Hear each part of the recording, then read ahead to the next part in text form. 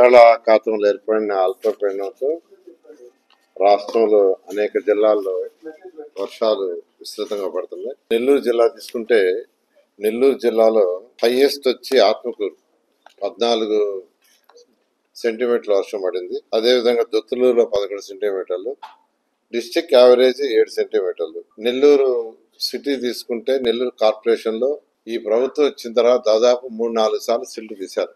గత 5 సంవత్సరాల్లో పేరుకుపోయిన సిల్ట్ అంతా తీయించాం.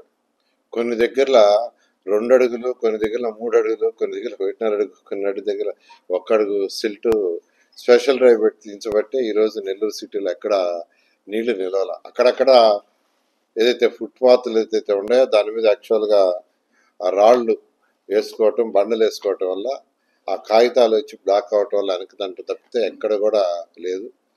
అందుకని అందరూ కూడా ప్రజలు హర్షిస్తున్నారు. నేను, కలెక్టర్ గారు, కమిషనర్ ఇప్పుడు టౌన్ అంతా తిరిగి వచ్చాం.